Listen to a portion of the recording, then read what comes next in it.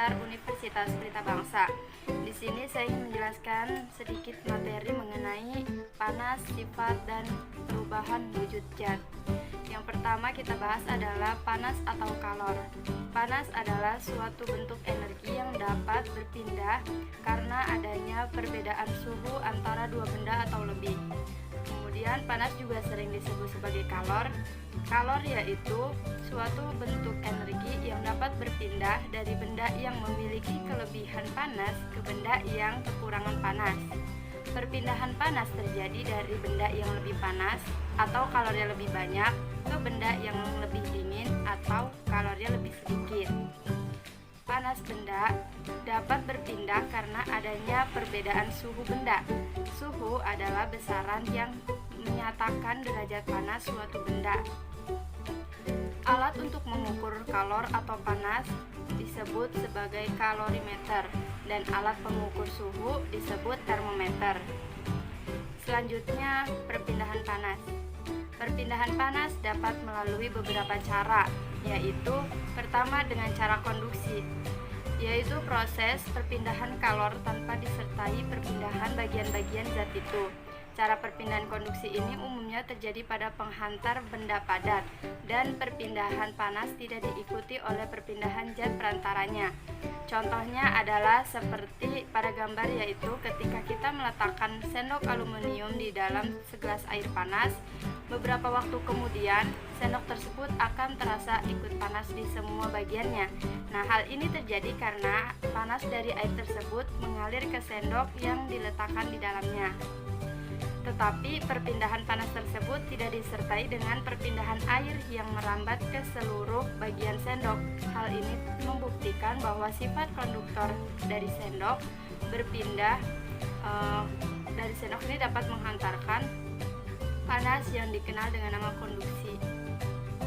Yang kedua, dengan cara konveksi, yaitu perpindahan kalor melalui zat penghantar yang disertai dengan perpindahan bagian-bagian zat itu. Pada umumnya, zat penghantar yang dipakai berupa zat cair dan gas. Contohnya adalah seperti pada gambar, yaitu ketika kita merebus air di dalam sebuah panci yang berisi air dingin, kemudian kita panaskan di atas kompor. Secara bertahap, air di bagian bawah akan menerima panas dari dasar panci. Ketika suhu air yang ada di bawah semakin tinggi, maka air tersebut akan naik ke atas atau mendidih. Hal ini terjadi karena adanya perbedaan massa jenis yang dipengaruhi oleh suhu. Cara yang ketiga yaitu dengan cara radiasi, yaitu perpindahan kalor tanpa memerlukan zat perantara.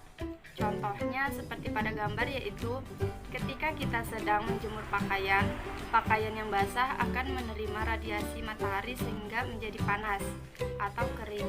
Kemudian air yang terkandung dalam pakaian tersebut akan menguap sehingga lama-kelamaan pakaian yang dijemur menjadi kering. Oke, pembahasan selanjutnya adalah sifat-sifat benda.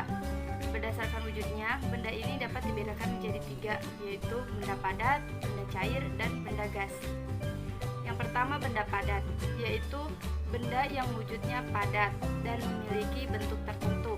Contohnya seperti batu, kayu, logam, besi, dan sebagainya.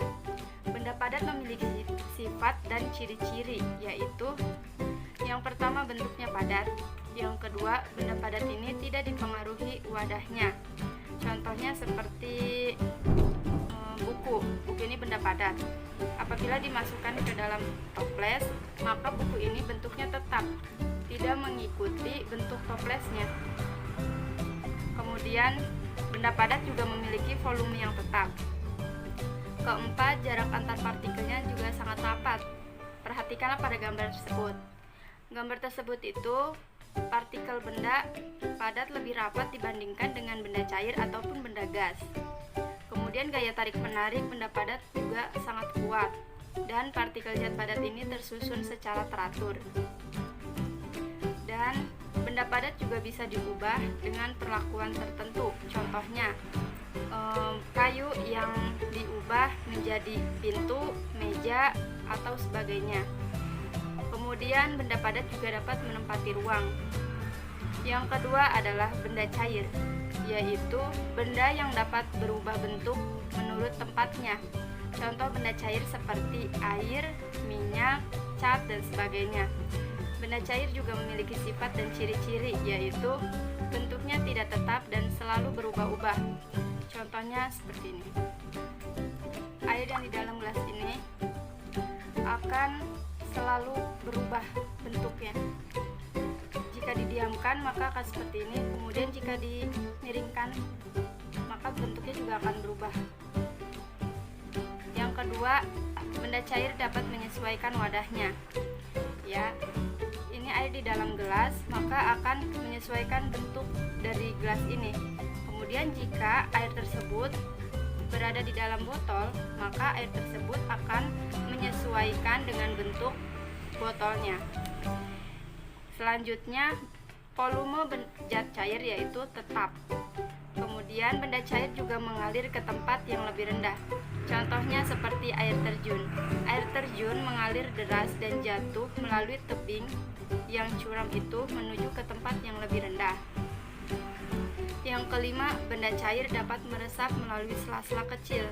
Sifat ini dinamakan kapilaritas. Contohnya seperti minyak tanah yang meresap pada sumbu kompor, atau ketika kita mengusap air dengan tisu, maka air tersebut akan meresap ke dalam tisu tersebut. Yang keenam, benda cair menekan ke segala arah. Contohnya ketika kita memasuki air ke dalam sebuah wadah, misalnya botol secara penuh. Kemudian botol tersebut kita lubangi bagian bawahnya dengan beberapa lubang dan arah yang berbeda. Maka yang terjadi adalah air tersebut akan keluar dari arah lubang mana saja tanpa membedakan posisi lubang tersebut. Dari sini kita dapat lihat bahwa air dapat menekan ke segala arah. Kemudian permukaan benda cair yang selalu tenang itu terlihat selalu datar. Contohnya lagi, ini air di dalam gelas ini ketika diam atau tenang maka terlihat datar. Kemudian jarak antar partikelnya renggang. Perhatikanlah pada gambar bahwa di sana terlihat bahwa partikel benda cair ini renggang, tidak seperti benda padat. Kemudian gaya antar partikelnya juga cukup kuat, tetapi kekuatannya tidak seperti benda padat. Kemudian gerak antar partikelnya cukup bebas, tetapi tidak sebebas benda gas. Yang ketiga yaitu benda gas. Benda gas adalah benda dengan ciri berupa zat ringan yang sifatnya seperti udara. Contohnya seperti asap, uap air, oksigen, udara, dan lain sebagainya.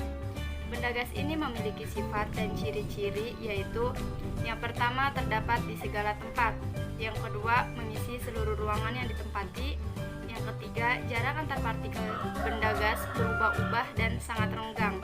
Perhatikan kembali pada gambar. Dari gambar tersebut terlihat bahwa benda gas ini partikelnya selalu berubah atau sangat renggang. Kemudian yang keempat, benda gas ini menekan ke segala arah. Contohnya, saat balon ditiup, maka balon tersebut akan membesar ke seluruh bagian balon. Maka dari itu, udara yang ada pada balon ini dapat menekan ke segala arah.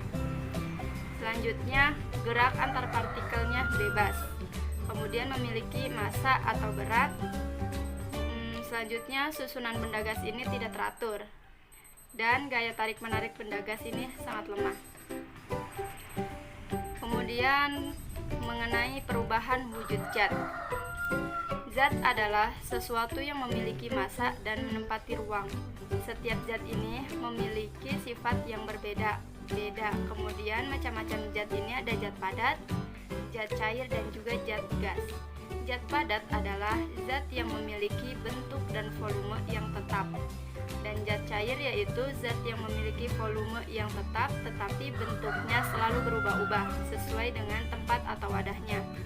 Dan zat gas yaitu zat yang memiliki volume dan bentuk yang selalu berubah-ubah sesuai dengan tempatnya. Kemudian, perubahan wujud zat adalah perubahan termodinamika dari satu fase benda ke keadaan wujud zat yang lain. Perubahan wujud zat ini bisa terjadi karena pelepasan atau penyerapan panas atau kalor. Perubahan wujud zat digolongkan menjadi 6 peristiwa, yaitu yang pertama membeku.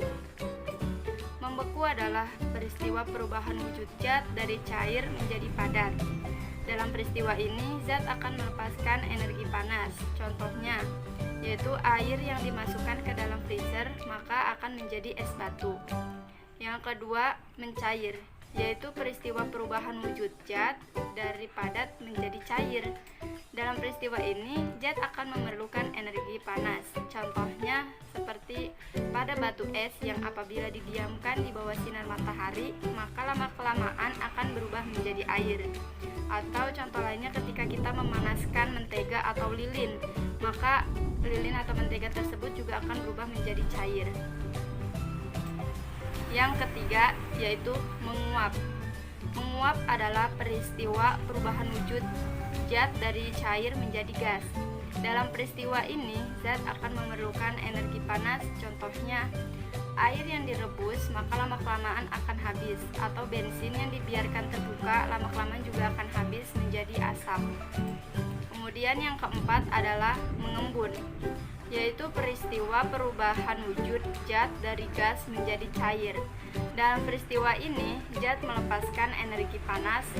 Contohnya seperti ketika kita menyimpan es batu dalam gelas, maka bagian luar gelas tersebut akan basah, atau rumput di lapangan menjadi basah di pagi hari, padahal semalamnya tidak hujan. Yang kelima yaitu menyublim. Menyublim adalah peristiwa perubahan wujud zat dari padat menjadi gas. Dalam peristiwa ini, zat memerlukan energi panas.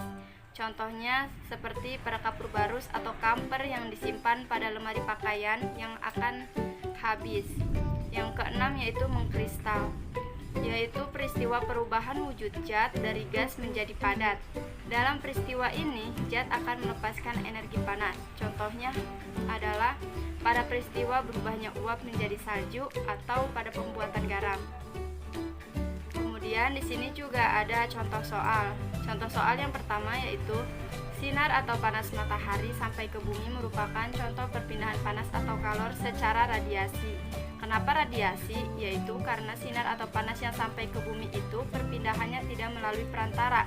Sama halnya seperti contoh yang sudah dijelaskan di awal, yaitu ketika kita menjemur pakaian yang kemudian kering setelah mendapat sinar matahari. Yang contoh kedua adalah dari gambar tersebut, dari kiri ke kanan berturut-turut menunjukkan model partikel benda. Jawabannya adalah pada gambar A merupakan partikel benda padat karena jarak antar partikelnya sangat kuat, rapat, dan gaya tarik menarik partikelnya juga sangat kuat. Yang pada gambar B itu merupakan partikel benda cair karena jarak antar partikel benda cair ini cukup renggang dan gaya tarik menarik antar partikelnya cukup kuat. Dan pada gambar C merupakan partikel benda gas karena jarak antar partikel benda gas sangat berubah-ubah dan sangat renggang. Lalu gaya tarik menarik benda gas ini sangat lemah. Yang terakhir, nomor 3 adalah kamper atau kapur barus di dalam lemari semakin lama semakin habis. Hal itu menunjukkan peristiwa perubahan wujud zat, yaitu jawabannya adalah menyublim. Karena menyublim adalah peristiwa perubahan wujud zat dari padat menjadi gas. Dalam peristiwa ini, zat akan memerlukan energi panas, dan kamper merupakan benda padat yang lama-kelamaan akan habis karena berubah menjadi zat gas.